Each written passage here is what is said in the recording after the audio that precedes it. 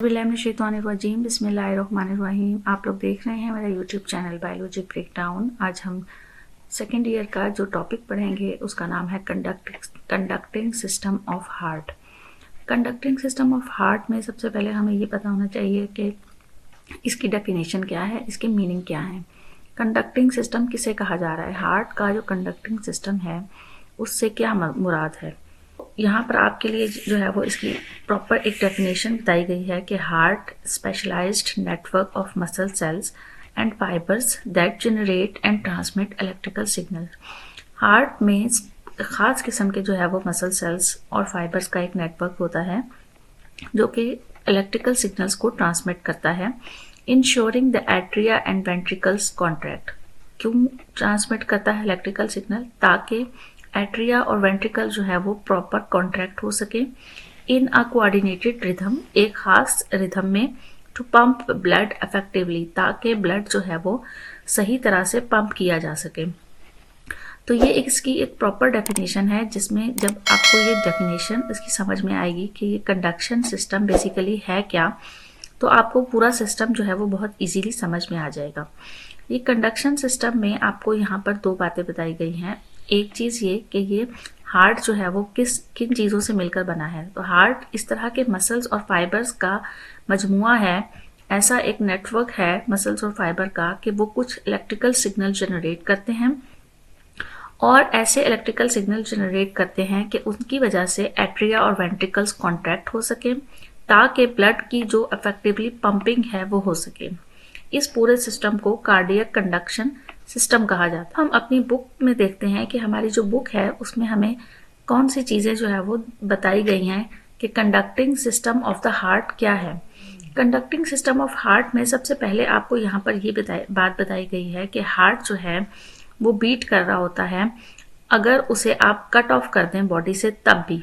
यानी हार्ट के अंदर इस तरह के स्पेशलाइज्ड मसल्स और ऐसे स्पेशलाइज्ड फाइबर्स मौजूद हैं जिनकी वजह से अगर हार्ट को बॉडी में से बाहर निकाल दिया जाए तब भी वो जो है उसकी कॉन्ट्रैक्शन और रिलैक्सेशन का और बीटिंग का जो प्रोसेस है वो जारी रहता है। और ऐसे मसल्स, ऐसे फाइबर्स को हम मायोजेनिक कहते हैं। तो cardiac muscles are myogenic. Cardiac muscles जो है वो क्या होते हैं? मायोजेनिक होते हैं। For example, its rhythmic contraction arise from within the muscles itself. इसका मतलब क्या है कि उनकी जो रिथमिक कॉन्ट्रैक्शन है वो उनके मसल्स जो है वो खुद ब खुद करते हैं, कहीं बाहर से सिग्नल नहीं आते हैं, ब्रेन सिग्नल नहीं देता है या आउट ऑफ बॉडी कहीं से सिग्नल नहीं आते हैं कि हार्ट को जो है वो आप कॉन्ट्रैक्शन करनी है या हार्ट के इस पार्ट को, एट्रिया को, वेंट्रिकल को कॉन्ट्रैक्शन करनी है या उसको रिलैक्सेशन करनी है या ये बीटिंग का प्रोसेस हो रहा है। ये जो सिग्नल हैं ये हार्ट के अपने स्पेशलाइज्ड मसल्स जो होते हैं उनके थ्रू हार्ट को मिलते हैं और इसी को हम मायोजेनिक मसल्स भी कहते हैं। इस पूरी पैराग्राफ में आपको यही चीज़ बताई गई है कि कार्डियक मसल्स ऐसे मसल्स होते हैं, ऐसे स्पेशलाइज्ड मसल्स होते हैं जिसमें इंट्रिंसिक रिथमिसिटी होती है। इंटरनली उन मसल्स को के पास अपने पास ये एबिलिटी होती है कि वो हार्ट बीट कर सके, हार्ट बीट को ओरिजिनेट कर सके और बगैर किसी एक्सटेंसिव स्टिम्युलेशन के। Specialized strands of interconnecting cardiac muscles tissues that coordinate cardiac contraction constitute the conducting system। और यही स्पेशलाइज्ड जो स्ट्रैंड्स हैं, ये स्पेशलाइज्ड फाइबर्स जो हैं, ये आपस में एक दूसरे के साथ इंटरकनेक्टिंग होते हैं और एक पूरा सिस्टम बना लेते हैं जिसे हम कंडक्शन सिस्टम कहते हैं। अब हम इस कंडक्शन सिस्टम के कंपोनेंट्स को पढ़ते हैं कि जो कंडक्शन सिस्टम है कौन कौन से कंपोनेंट्स पर मुश्तमिल होता है। Number 1 is sinoatrial node और number 2 is atrioventricular node, number 3 is atrioventricular bundle and number 4 is conducting myofibrils. इन तमाम कंपोनेंट्स को, जो कंडक्टिंग सिस्टम के कंपोनेंट्स हैं, इन्हें हम वन बाय वन स्टडी करते हैं डिटेल में। सबसे पहले हम इस डायग्राम को देख लेते हैं जो कंडक्टिंग सिस्टम ऑफ हार्ट की डायग्राम में आपको मेंशन किया गया है। ऐसे नोड जिसमें हमने पढ़ा साइनो एट्रियल नोड, इनकी शॉर्ट फॉर्म जो है वो ऐसे नोड होती है। एट्रियोवेंट्रिकुलर नोड, एट्रियोवेंट्रिकुलर नोड की जो शॉर्ट फॉर्म है उसे हम AV नोड भी कहते हैं। उसके बाद आ जाता है बंडल ऑफ हिस और उसके बाद पुरकिंजी फाइबर्स होते हैं। तो ये एक पूरा सिस्टम होता है जिसके थ्रू हार्ट की जो बीटिंग है वो हो रही होती है। फर्स्ट पे जो साइनो एट्रियल नोड है उसे शॉर्ट फॉर्म में ऐसे नोड कहा जाता है। साइनो एट्रियल नोड कहाँ पर मौजूद होते हैं? ये राइट एट्रियम के अपर पार्ट पर मौजूद होते हैं या अपर वॉल पे मौजूद होते हैं। It is close to where vena cava enter the atrium, और ये जहां पर वेना कैवा एट्रियम में एंटर हो रही होती है उसके बिल्कुल करीब होते हैं। बॉडी के अंदर जो साइनस वेनेसिस होती है उसका एक छोटा सा एक पार्ट जो है वो ये ऐसे नोड होता है और एट्रियम के साथ अटैच होता है, इसीलिए इसका नाम जो है वो साइनो एट्रियल नोड भी रखते हैं। इसके साथ साथ साइनो एट्रियल नोड के बाद एक और खास किस्म के मसल फाइबर्स मौजूद होते हैं जिन्हें एट्रियोवेंट्रिकुलर नोड कहा जाता है, और शॉर्ट फॉर्म में हम इसको एवी नोड भी कहते हैं। तो ये कहाँ पर मौजूद होते हैं? ये राइट वेंट्रिकल और राइट एट्रियम के जंक्शन पे मौजूद होते हैं, यानी वो जगह जहाँ पर राइट एट्रियम और राइट वेंट्रिकल आपस में मिल रहे होते हैं उस जगह पर ये एट्रोवेंट्रिकुलर नोड या एवी नोड जो है वो मौजूद होते हैं। Node is connected to a strand of specialised muscles in the ventricular septum. अब ये एवी नोड्स आगे जाकर एक खास किस्म के स्पेशलाइज्ड मसल्स, स्ट्रैंड मसल्स के साथ अटैच होते हैं जिसे हम एट्रोवेंट्रिकुलर बंडल या बंडल ऑफ हिस भी कहते हैं। बंडल है ये कहाँ से गुजरता है? ये इंट्रावेंट्रिकुलर सेप्टम में से गुजरता है और यहाँ जाकर ये दो हिस्सों में डिवाइड हो जाता है, right and left bundle branches, यानी इसकी ब्रांचेस बन जाती हैं। जो राइट साइड पे जाता है वो राइट बंडल कहलाता है और जो लेफ्ट साइड पे उसे लेफ्ट बंडल कहा जाता है। एक्सटेंड होते हैं endocardium on either side of the interventricular septum में और उसके साथ साथ राइट एंड लेफ्ट वेंट्रिकल में। ये जो मजीद आगे जाके इसकी ब्रांचेस निकलती हैं, टर्मिनल ब्रांचेस जो होती हैं, उन बंडल्स को पुरकिंजी फाइबर्स भी कहा जाता है।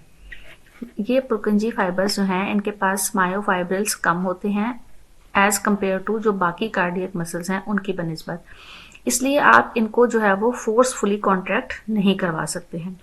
Intercalated disc are well developed between the Purkinje fibres. Purkinje fibres के दरमियान में जो इंटरकलेटेड डिस्क हैं वो वेल डेवलप्ड होती हैं, उनके दरमियान में बहुत सारे गैप्स जंक्शन होते हैं और इस गैप जंक्शन की वजह से और इन स्ट्रक्चरल मॉडिफिकेशन की वजह से जो एक्शन पोटेंशियल का काम है, यानी जो सिग्नल्स जो है वो ट्रैवल होने हैं वो पुरकिंजी फाइबर के अंदर बहुत रैपिडली ट्रैवल होते हैं। जो कार्डियक मसल सेल्स हैं इनका फंक्शन यही होता है कि ये बहुत तेज़ी से जो है वो काम करते हैं। स्पॉन्टेनियस एक्शन पोटेंशियल होता है। एक्शन पोटेंशियल बेसिकली क्या है?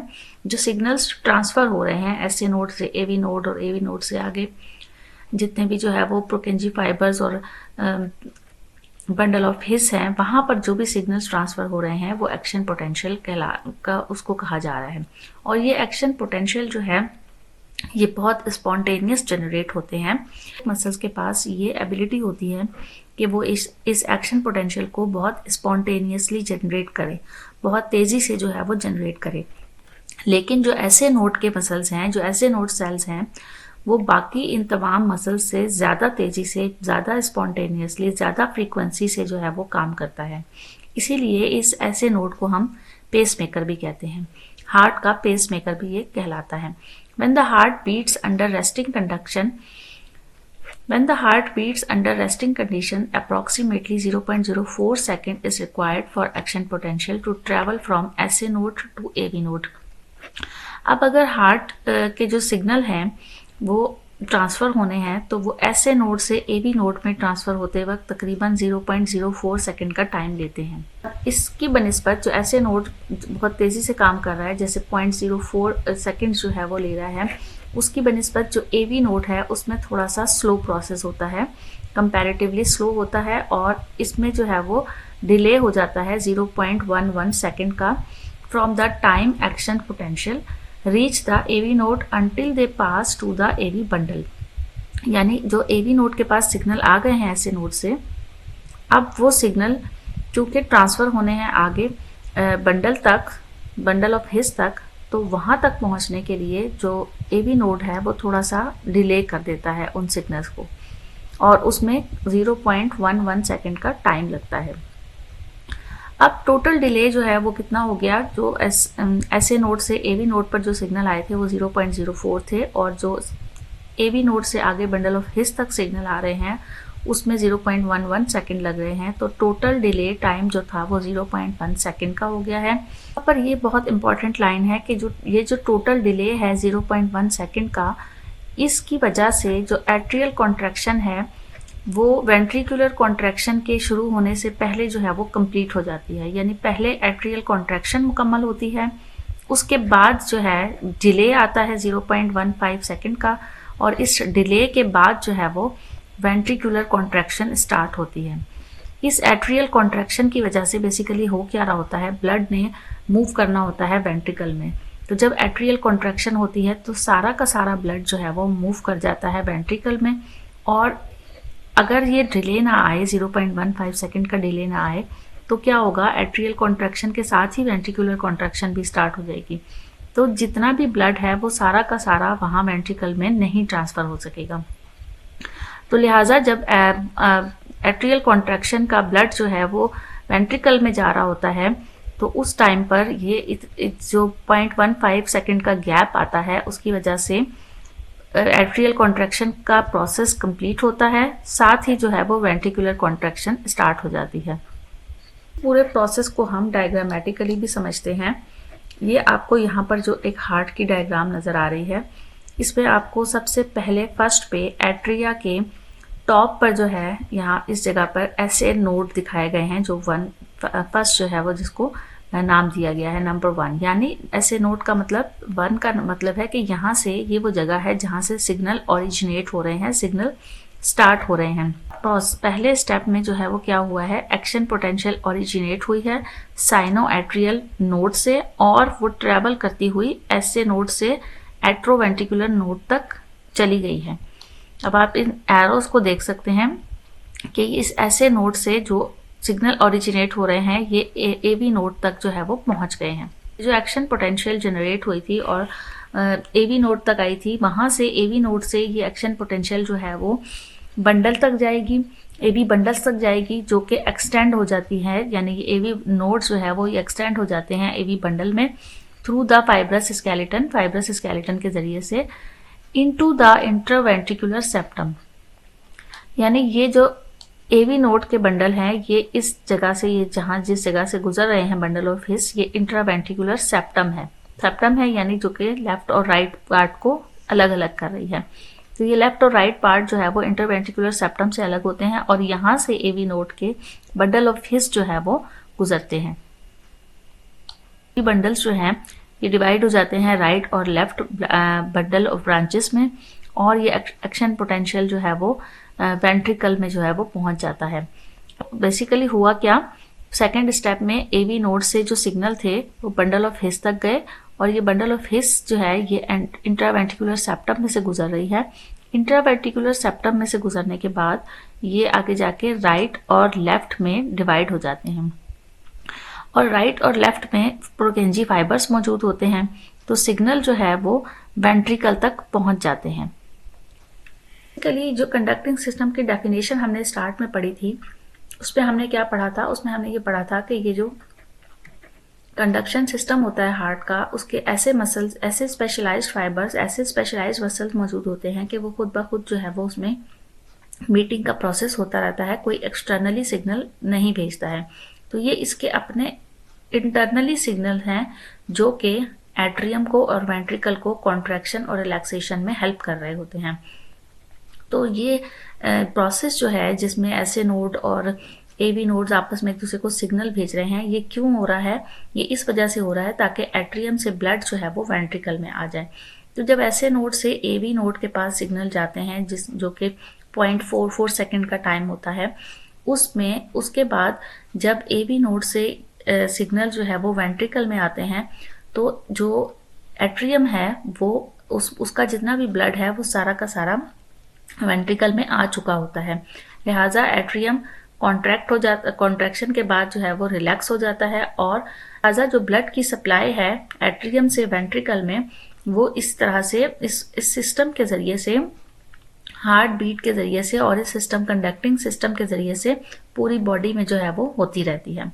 तो ये एक सिस्टम था जो हमने पढ़ा और एक बहुत इंपॉर्टेंट सिस्टम था जिसमें हमने हार्ट का कंडक्टिंग सिस्टम पढ़ा। उम्मीद है आपको ये समझ में आ गई होगी। अगर किसी भी किस्म का कंफ्यूजन आपको इसमें अभी भी लगता है तो आप ज़रूर कमेंट सेक्शन में बताइएगा, आपको दोबारा से जो है वो इसको एक्सप्लेन करने की कोशिश की जाएगी। नेक्स्ट जो हमारा टॉपिक है वो भी बहुत इंपॉर्टेंट टॉपिक है। तो हमारा टॉपिक है वो इलेक्ट्रोकार्डियोग्राम का है। ये भी बहुत इंपॉर्टेंट टॉपिक है, तो साथ रहिएगा इसी यूट्यूब चैनल बायोलॉजी ब्रेकडाउन पर। अपना बहुत ज़्यादा ख्याल रखिएगा। अल्लाह हाफिज़।